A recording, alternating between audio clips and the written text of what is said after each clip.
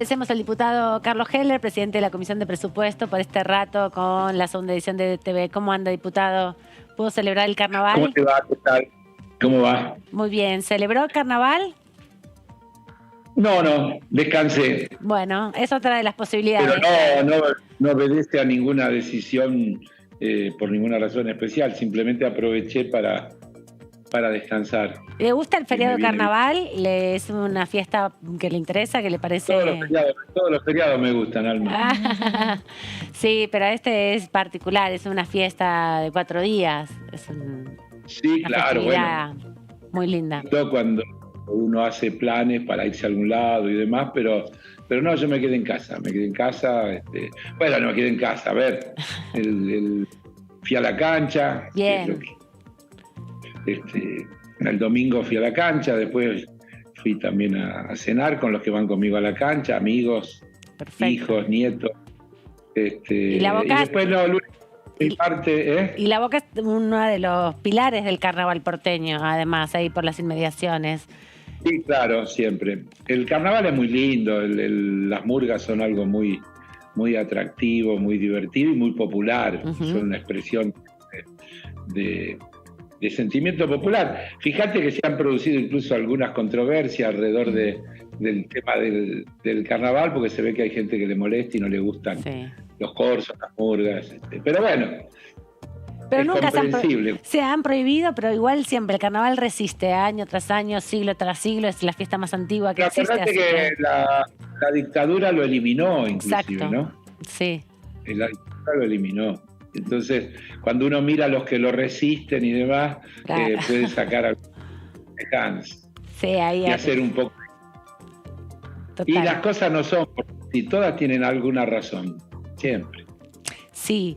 Diputado, estábamos hablando de la moratoria del plan de pago previsional, nos repasaba nuestra compañera Jessica. Aprendí un montón, muy bien la explicación, excelente. Vio que bien, acá nuestras compañeras estudian mucho para poder explicar.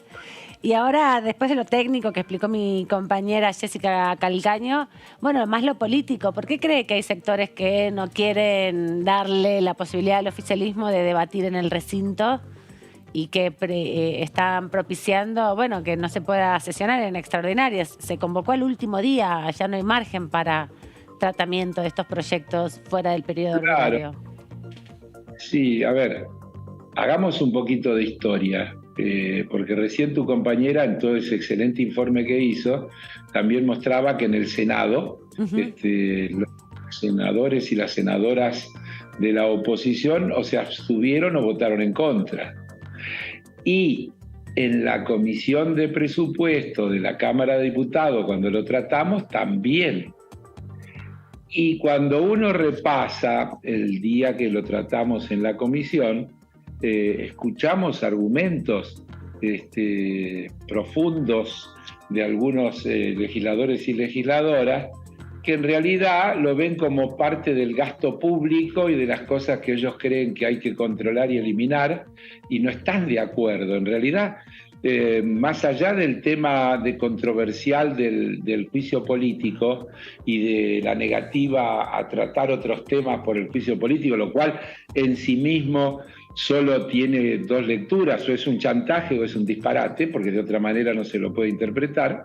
¿Por qué habría que vincular el no tratamiento de una cuestión previsional en la que se juega la suerte de cientos de miles de argentinos y argentinas con otro tema que se está debatiendo, con el que se puede estar de acuerdo o desacuerdo? No parece muy democrático como procedimiento, me parece muy democrático. Pero cuando lo tratamos en comisión, yo escuché decir cosas como algo así, como ¿por qué toda la sociedad se tiene que hacer cargo de un costo por aquellos que no hicieron los aportes en el momento cuando lo tuvieron que hacer? Como si fuera primero una cuestión voluntaria o de mala administración personal. Administración personal, y no fuera que en realidad el grueso de las personas que están en esa situación es porque han tenido empleadores que no han querido tenerlos en blanco. Fíjense que la mayoría son mujeres, que una altísima proporción son mujeres que han trabajado o siguen trabajando en casas particulares. Es decir, es un problema social real, grave, serio, y la negativa a quererlo tratar y ponerlo en el marco de la discusión del déficit fiscal y cosas por el estilo, para mí es una carencia de sensibilidad grave, pero es como se da con un montón de otras cosas. Lo hemos visto cuando tratamos la ley del compre argentino, algunos diputados decían que era una ley de compre caro. Sí.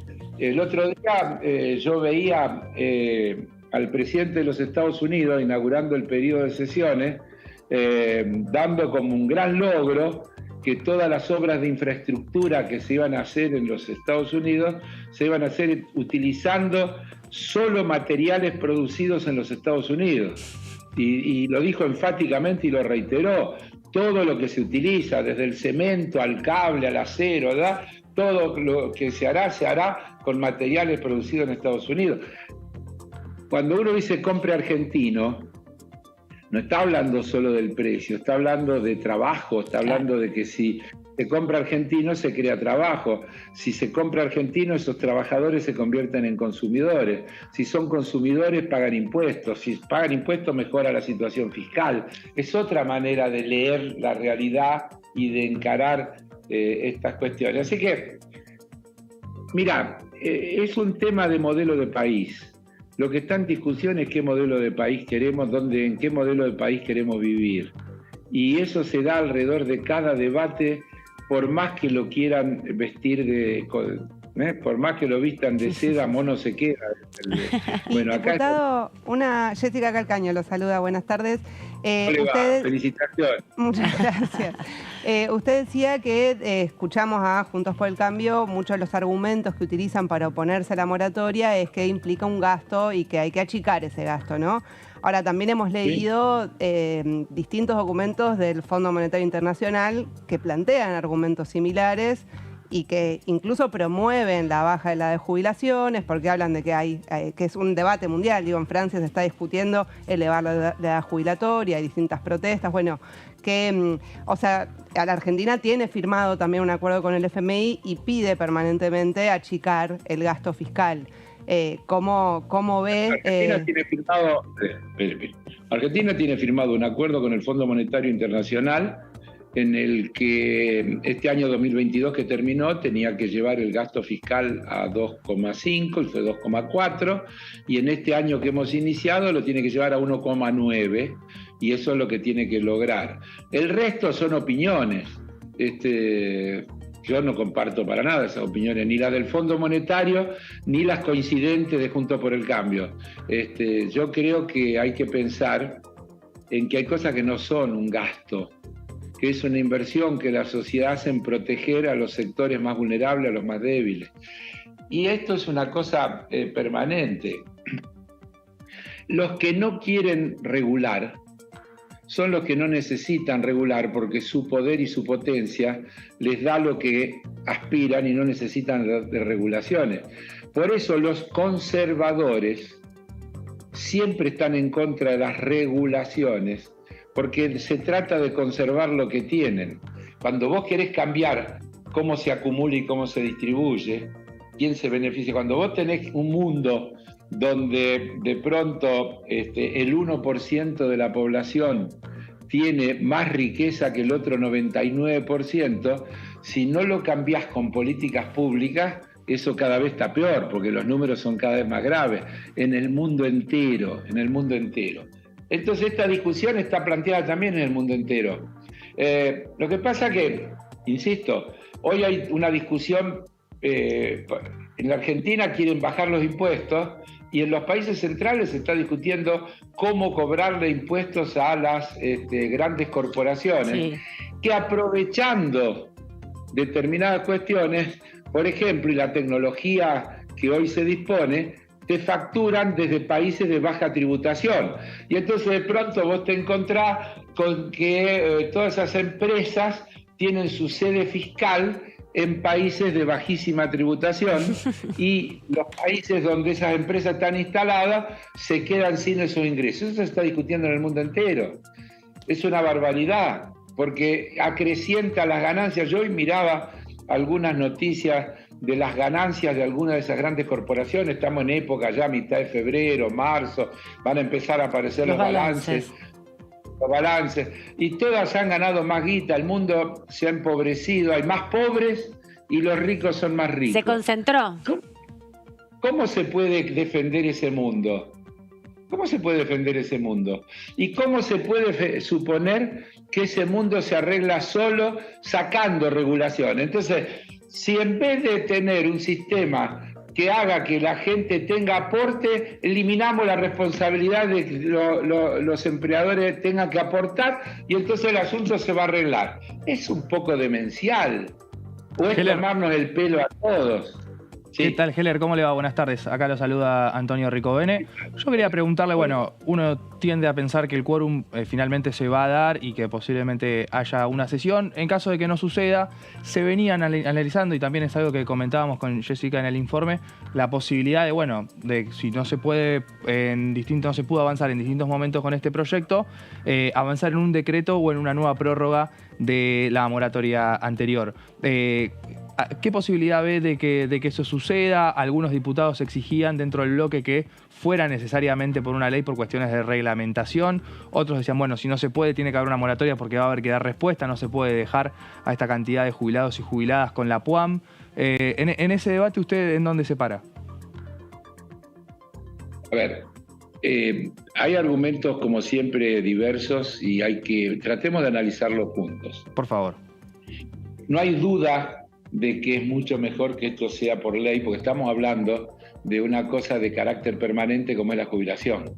Estamos hablando de algo que quien accede por mucho tiempo, y a veces uno tiende a pensar que un decreto tiene menos fuerza, menos seguridad, menos garantía para las personas alcanzadas, porque un decreto, por empezar, se anula con otro decreto, y una ley requiere justamente otra ley para cambiarlo, y una ley que da derechos es difícil de modificar sacándole derechos. Se puede modificar para otros, pero más difícil que se pueda modificar por los alcanzados. Ahora, si efectivamente la oposición no da quórum, si da quórum vota en contra y esto no se puede aprobar por una ley, pareciera que estarían dadas las condiciones para la necesidad y la urgencia. Parecería que estarían dadas las condiciones. Ahora, comprendamos que un decreto ya no es un tema legislativo. Yo puedo dar una opinión, pero es una opinión como ustedes pueden dar una opinión. Pero ya es un tema de competencia exclusiva del Poder Ejecutivo. El Poder Legislativo no puede decidir que se saque un decreto. El Legislativo puede demostrar su incapacidad de legislar y poner al Ejecutivo en la situación de la necesidad y la urgencia. ¿Cuál es la necesidad y la urgencia? Que hay 600.000 personas que están ya hoy en una situación de falencia en su situación previsional. Esa es la necesidad y la urgencia. Entonces, efectivamente, si no hubiera posibilidades de que esto se apruebe una ley, yo creo que no sería errado pensar que el Poder Ejecutivo estaría en el lugar que corresponde para sacar sobre el tema un decreto. Pero insisto, no es materia legislativa. Ahí yo estoy dando ya, si quiere, una opinión ciudadana.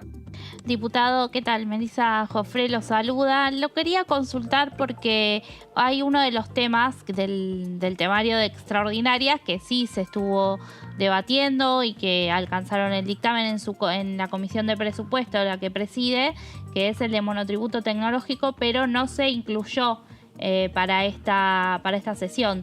¿Por qué quedó por fuera del temario? Preguntarle eso primero. Y si, bueno, tienen la expectativa de que, ni bien iniciado el periodo ordinario, sea uno de los primeros temas en tratarse. Mire, a ver, voy a tratar de ser lo más claro y franco que puedo ser. Pero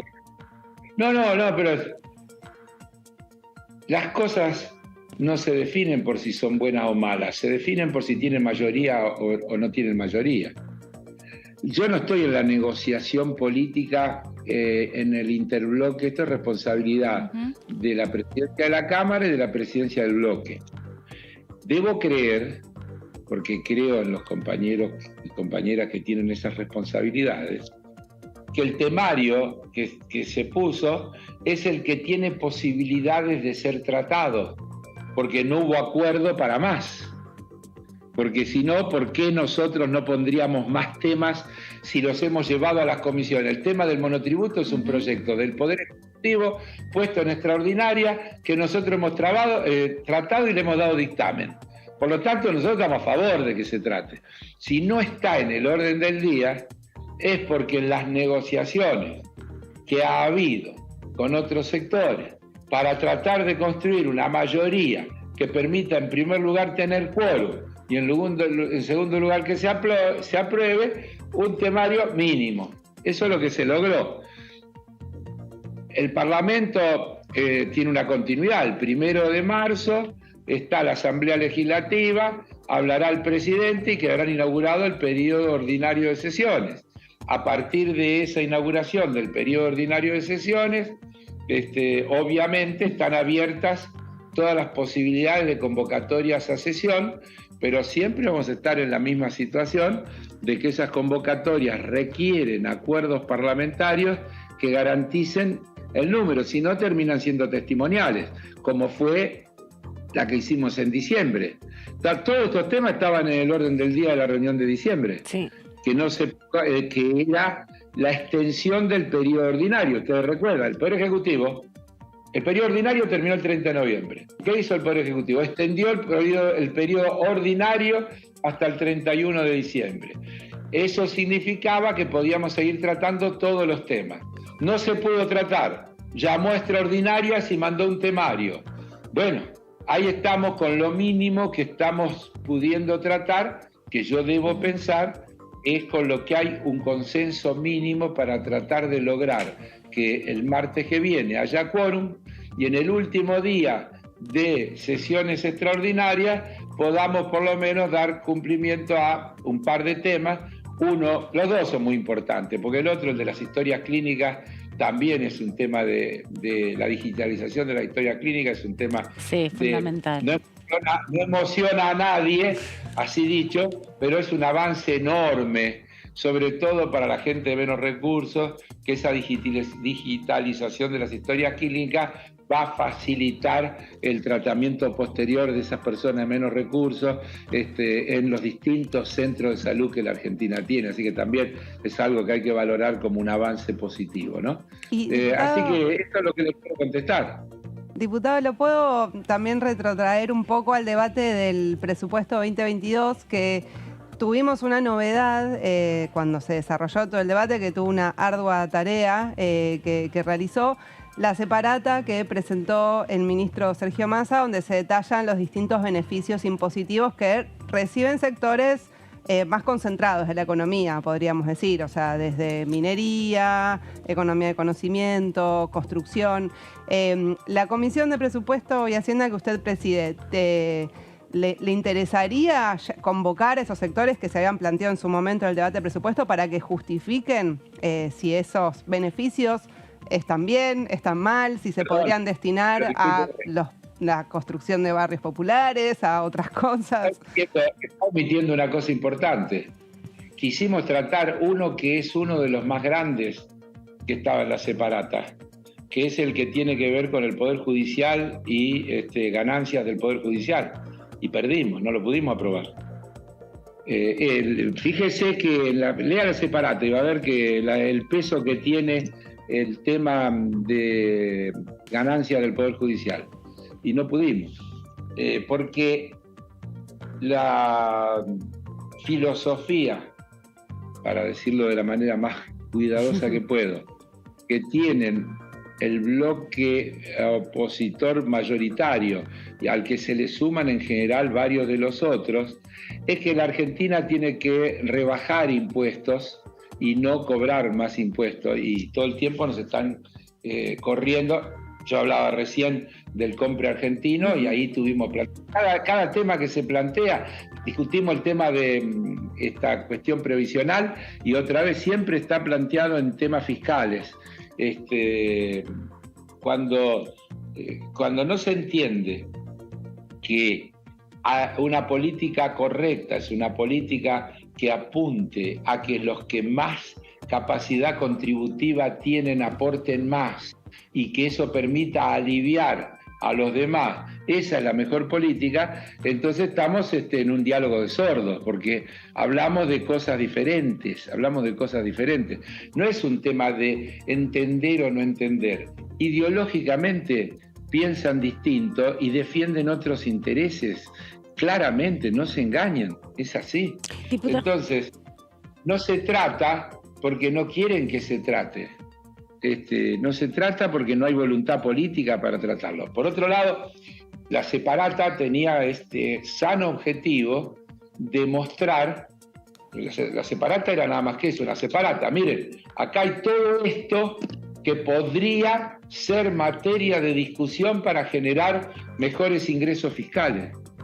Pero para eso usted tiene que tener una voluntad política de querer avanzar en querer que esos sectores tributen lo que hoy no tributan. Si no, terminamos en una cuestión como las que estamos hablando. Pasamos de ver por qué no podemos tratar el tema previsional a ver, yo les digo, no pudimos tratar el tema, perdimos, se votó el tema del impuesto a la ganancia del Poder Judicial, fue el recinto, lo dictaminamos y sin embargo perdimos en el recinto, no se pudo aprobar. Entonces, si no se construye mayoría, es muy difícil sancionar leyes. No conozco otro método para sancionar leyes que construyendo mayorías. Quería preguntarle en ese sentido y frente a lo que está planteando de la necesidad de pensar justamente un sistema más equitativo con los impuestos, con el pago, con el cobro de los impuestos. Ayer, este fin de semana, desde México se volvió a plantear la discusión en torno a la nacionalización del litio. Un paso para la discusión latinoamericana respecto a este recurso mineral tan importante. La semana pasada estuvo aquí la subsecretaria, la secretaria de Minería de la Nación, explicando que hay muchos proyectos de minería para adelante en la Argentina. En ese escenario y frente a esta discusión que se da y esta caracterización que bien hace del Congreso de la Nación, ¿qué podemos esperar de esta discusión en Argentina que tiene una reserva tan importante de litio? ¿Se podrá plantear en el debate electoral? ¿Podrá ser eje de discusión profundo? A ver, nosotros tenemos acá en el tema concreto una cantidad de cuestiones que tendríamos que poner arriba de la mesa. En primer lugar, si usted quiere mi opinión particular, yo soy autor de un proyecto. Nosotros presentamos ya hace varios años ese proyecto con el diputado Junio, cuando Junio era diputado, presentamos ese proyecto en la Cámara que planteaba, entre otras cosas, la creación de una empresa estatal para la explotación del litio. Pero nos encontramos con diversas dificultades. La primera de ellas es que tenemos una constitución, la reforma de la constitución del 94, que le dio de los derechos sobre el subsuelo a las provincias. Y entonces nos encontramos con una enorme dificultad de que las provincias que tienen ese litio no están de acuerdo en que se trate una cosa nacional. Y otra vez, sin construir mayoría es muy difícil lograr. Así que yo personalmente estoy absolutamente de acuerdo en que deberíamos avanzar más. Yo creo que sería una gran idea que avanzáramos en un ente trinacional con Chile y con Bolivia, que son la gran reserva. Creo que entre los tres países tenemos algo así como el 60 y pico por ciento de toda la reserva de litio del mundo. Así que miren si podríamos hacer algo trascendente en la región, creando un ente plurinacional que unificara las condiciones para la explotación del litio, porque hay infinidad de cuestiones. Sí. Uno no puede dejar de pensar en que cuando habla de esto están desde las políticas extractivistas que hablan de llevarse el mineral en bruto, a las más prudentes que hablan de que se tenga que procesar en la Argentina para producir baterías en la Argentina, ocupando mano de obra en el país y demás, a las que, como yo, creemos que el Estado debe tener una participación importante, no sé si exclusiva, pero seguramente importante, por eso hablábamos de una empresa testigo, ni siquiera hablábamos de una empresa que monopolizara el tema, algo así como la YPF del litio, llegamos a decir en alguna oportunidad, pero son todos temas a debatir, pero estoy seguro que estratégicamente es un tema que debería ocuparnos y preocuparnos. También debería ocuparnos y preocuparnos, y yo he estado este fin de semana escribiendo en las notas que hago en distintos medios, que se cumplieron 46 años de la Ley de Entidades Financieras de Martínez de Oz. Sí. 46 años. Martínez de Oz, si lo buscan en los archivos, van a ver que ese día, el 14 de marzo de febrero, de 1977, cuando presentó el proyecto, dijo: esta está llamada a ser la ley más importante de nuestra gestión y está llamada a perdurar por mucho tiempo. Esa tiene el secreto bancario, por ejemplo. No, infinidad de cosas. Mire, yo les voy a explicar. La ley de entidades financieras de Martínez de Oz, primero es una ley de bancos y nosotros creemos que habría que reemplazarla por una ley de usuarios, que lo que hay que regular son los derechos de los usuarios de servicios financieros. Y los bancos son los prestadores de esos servicios. Y que eso lleva a una segunda cuestión de fondo. La ley de bancos de Martínez de Oz vigente dice que los bancos podrán hacer todo aquello que no está expresamente prohibido. El proyecto que nosotros elaboramos ya hace más de una década y en el que llegamos a juntar más de 1 millón de firmas, dice: los bancos podrán hacer solo aquello para lo que están expresamente autorizados, a partir de la idea de la prestación del servicio. Es decir, lo que hay que discutir son los servicios de los usuarios del servicio financiero y en ese marco establecer cuáles son las obligaciones que tienen los prestadores de ese servicio. ¿Qué tienen que hacer las entidades que le prestan esos servicios a los usuarios de servicios financieros? Bien, creo que esos son grandes temas que deberían estar en el debate programático que debemos darnos de acá a las elecciones y que deberían formar parte de la diferencia que debería haber entre esos dos proyectos dos proyectos de país que dice el documento que el otro día se firmó en esa reunión del Frente de Todos, que este año, en el 2023, se juegan 2 proyectos de país. En el proyecto de país que yo creo deberíamos tener una nueva ley de entidades financieras, un proyecto de ley de entidades financieras, deberíamos tener un proyecto de creación de un ente nacional del litio o plurinacional o como sea. Son todas cuestiones que efectivamente sí, yo creo que deberían estar. Gracias, diputado, por este ratito aquí en la segunda edición de TV. Lo vemos en cualquier momento y bueno, el 28 seguramente estará en la sesión. Seguramente ahí estaremos como siempre. Creo que voy invicto. Muy bien, diputado. Sí, creo que es el que lleva todas las asistencias a las sesiones. Hasta la próxima, que descansen. Adiós. El diputado Heller, que es el presidente de la Comisión de Presupuesto, la más importante, la más grande, la más numerosa, 49 miembros, y donde están casi todas las expresiones representadas. Sí.